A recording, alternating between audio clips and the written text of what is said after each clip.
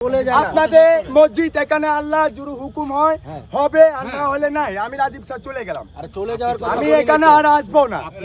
আমি আমার দিনের শিক্ষা লাগবে না, আমি চলে গেলাম। চলে না আমি আরে চলে যান না, কুত্তাটাই দললো কামড় দে। রাজীব চলে যায় না ভাইয়া। রাজীব এই যে মসজিদের উদ্যোক্তা রাজীব সে চলে যাইতেছে। বাবা খুশি না? না আমি যাবো। বাবা খুশি না? আমার এখানে গেলে আপনাদের মসজিদ হবে না। আমি গেলে আমার প্রত্যেক মানুষ শিক্ষা অর্জন করবে না। আপনার কেউ ভালো চান না, আমার চুপাইরা ভালো চান না, আমার পথে চুপাইরা ভালো চান না, আমার পথে ইসলাম কাউন চান না।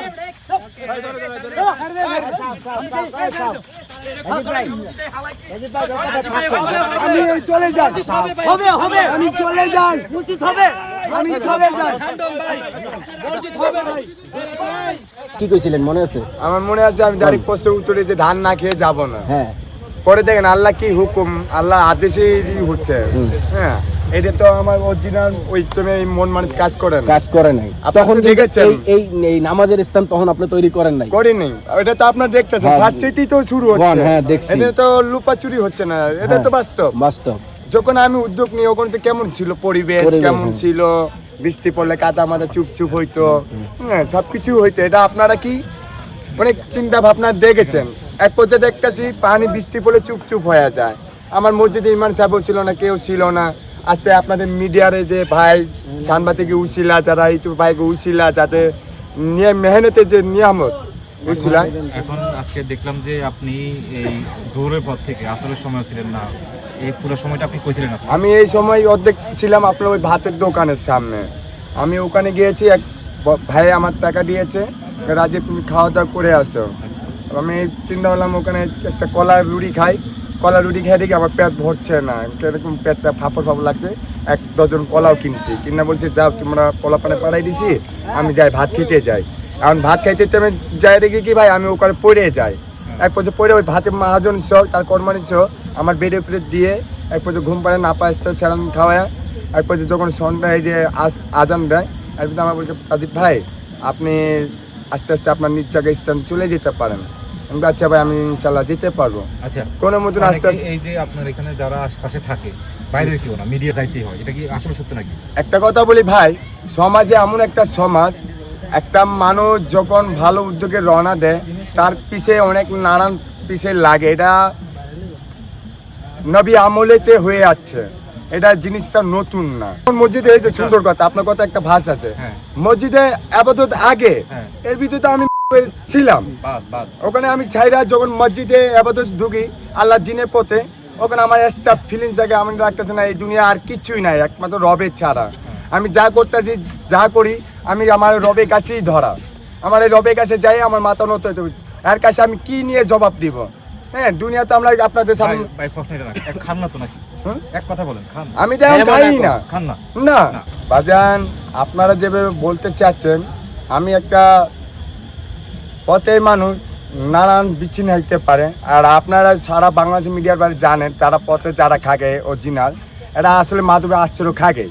এটা তো নতুন না, কানাবাসী চুপার জিনিস না। যখন একটা ব্যক্তি ভালো উদ্যোগের জন্য রওনা দেয়, এখানে বহুত মানুষ চাইবে তুমি ওখানে না যাইয়া যে পথে আছে ওই পথেই থাকো। ঠিক আছে, আলহামদুলিল্লাহ, আল্লাহ ইশারা সব কিছু আল্লাহ হুকুম। আপনাকে দোয়াই এই যে বলেছেন এই যে মসজিদ আবাদত, হ্যাঁ আল্লাহ তালা আমার পবিত্র যে কাজটা আল্লাহ আমার করে দিয়েছে। এক সময় এখানে কিছু ছিল না, ছাদ ছিল না, কিছু ছিল না। হ্যাঁ, একটা শুধু একটা ছট বানানো ছিল, 2 জায়নামাজ ছিল। হ্যাঁ, ওটা নিয়ে আমি আস্তে আস্তে ঝাড়ু মারু দিতাম, পয় পরিষ্কার করতাম। আমার দিনে ভাইরা নামাজ পড়তো, আমি চিন্তা করতেছি আমি কালিমা দোয়া জানি না। আমার মতন টোকাই মানুষ দোয়া কালাম খিদমনি জানি না। এই ব্যক্তিটা কে এটা আপনার জানবেন। একটা গুরুত্ব নিয়েছেন এই যে পথের মানুষ, এত দিনে কালিমা পৌঁছাই দেওয়া, হাদিসের সহিত পথে আনা, ভালো একটা শিক্ষা অর্জন করে তাকে দেওয়া। আপনার তো এটাকে ভাবেন না। রাজীব ভাই আপনি কথাটা শুরু উত্তর দেন। কিছুক্ষণ আগে মোনাজাত করছেন না, আপনি তো ছিলেন। হুজুরের মোনাজাতের মধ্যে কি বলছে? যদি আল্লাহর হুকুম হয় তাহলে এখানে মসজিদ হবে। জি আলহামদুলিল্লাহ। আর যদি আল্লাহর হুকুম না হয় সেখানে শত না, চেষ্টায় মসজিদ কিছু হবে না ইনশাআল্লাহ। আপনি যেটা বলতেছেন সেটা তো ঠিক আছে, যে এখানে জি। যারা আছে এটা তো নতুন যে মসজিদ হইতেছে ওইখানে হইতে পারে বা সেটা ঠিক অন্য আছে, কোথাও হইতে পারে। আলহামদুলিল্লাহ ভাইজান। এখন এক কথায় যদি আপনারা যদি জিজ্ঞেস করি, ধরেন কোনো কারণে কালকে থেকে এখানে মসজিদটা নাই, জি আলহামদুলিল্লাহ। মসজিদটা নাই, আপনি আগের মতো যেভাবে থাকতেন ওইভাবেই আছেন, জি। ওইভাবে থাকবেন। এই ক্ষেত্রে ধরেন যে হয়তো ওই সময় অনেকে আসবে না আপনার জি। সাথে আর কথা শোনার জন্য, সাক্ষাৎকার নেওয়ার জন্য, জি আপনি এরকম কিছু একটা বলতে চান, যদি আপনার এই মসজিদটা না থাকে তাহলে তখন আপনি কি করবেন, কিভাবে চলবেন, কি করবেন? ভাই আরেকটু থামাই দিই, আপনার কেন মনে হলো যে এইখানে একটা মসজিদ দরকার? এখানে মনে হলো যখন বৈশাখে বাংলা মাসে 1 তারিখে নববর্ষর যে কোনো একটা ঝড় আছে, এখানে পার্কে একটা ঝড়, এক পর্যায়ে যারা দিনের নামাজি ভাই তারা আমাকে অফার দেয়, রাজীব ভাই আমাদের একটা নামাজের জায়গায় ব্যবস্থা করে দেন। ওই জায়গায় আপনার আমার কটা ফসল লাগানো ছিল, ওই ফসল আমি মায়ের টেট করে আল্লাহ উদ্যোগে কুরবানি দিয়ে আমি ওখানে নামাজ স্থান করে দিই। এরপর তো আমার মাথায় কাজ করতেছে, আসলে তো এখানে বহুত দিনে ভাইরা আসা চলাফেরা করে, কটা দিন নাকি দেখতেছেন আপনারা নাকি মসজিদে ইমাম সাহেবের সহ নামাজিরা মুসলিরা বাড়তেছে। যাক আলহামদুলিল্লাহ। ওই যে আপনারা বলছেন ওখানে মসজিদে, আমি সারা বাংলার সে মসজিদে ঘুরি, এমন মসজিদে না আমি রাজীব শাহ ঘুরি না, ঘুরলে দেখি একটা জিনিস পাই না, যেন নাম্বার 1 পয়েন্ট আমার পথে মানুষ শিক্ষা জ্ঞান অর্জন করার টপিকে কেউ আগ্রহ নেয় না। আপনি আমার মতো রাজীব শাহ আসতে আপনি বলছেন রাজীব শাহ ওখানে মসজিদে আপনি শিক্ষা নিতে পারেন। হ্যাঁ ঠিক আছে, যখন রাজীব শাহ ভাইরাল ছিল না ওখান করে রাজীব শাহ কালিমা কলমা কেউ দাওয়াত দিল না, এটা আমার উত্তর দেন। এখন আপনাকে ওই মসজিদে, ওইখানে যে মসজিদটা আছে ওইখানে গিয়ে নামাজ পড়তে আপনার কোনো আপত্তি আছে?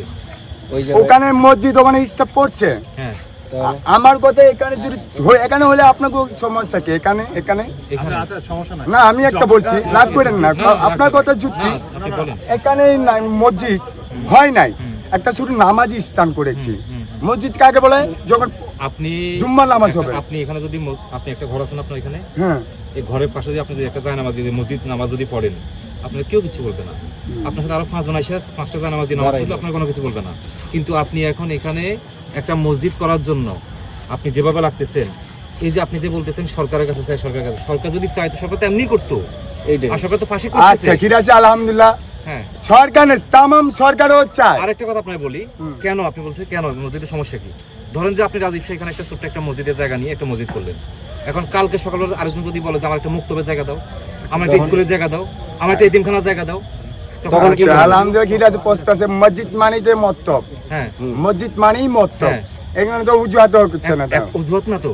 ধরেন আপনারই কথা হিসাবে আমি উত্তর দিচ্ছি। বড় পোলাপাইন আছে না, তাদের থাকার জায়গা না, কেউ যদি বলে যে আমার ছোট্ট একটা জায়গা দেয় এখানে পোলাপাইন গুলো ঘুমাইবো, কেউ যদি বলে যে ছোট ছোট অনেক মেয়ে আছে, অনেক বয়স্ক মহিলা আছে, ওদের জন্য একটা ঘর দাও, এটা চাইতে পারে না কেউ? অবশ্যই চাইতে পারে, দেশের নাগরিক হিসেবে সে তাহলে চাইতে এই পারে। জায়গাটা যদি আপনাকে যদি একটু দে, আরেকজনটা একটু দে, আরেকজনটা একটু দে, তাহলে এটা তো একটা ঐতিহ্যবাহী জায়গা, এখানে তো একটা ইতিহাস আছে।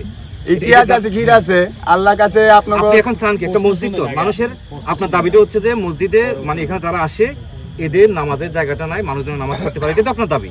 দাবি। আরেকটা কথা, না, না, আচ্ছা আপনি এটা আপনার দাবি এটা না।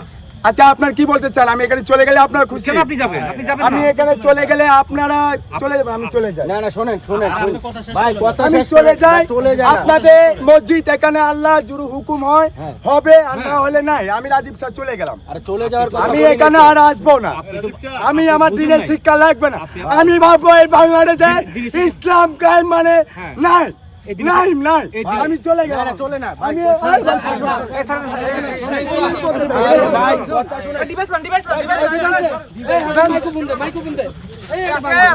চলে গেলেন, এইভাবে চলে গেলে হবে? কথার প্রশ্ন উত্তর দেওয়া যান।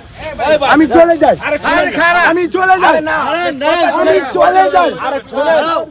আরে যাবা কেন? চলে যাই,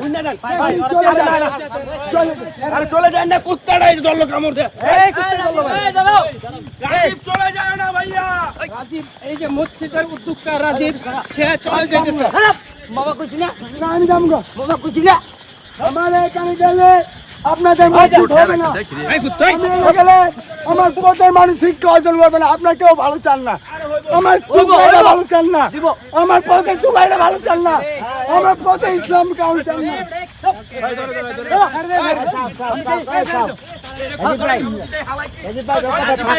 আমি এই চলে যাই, হবে হবে, আমি চলে যাই, উচিত হবে।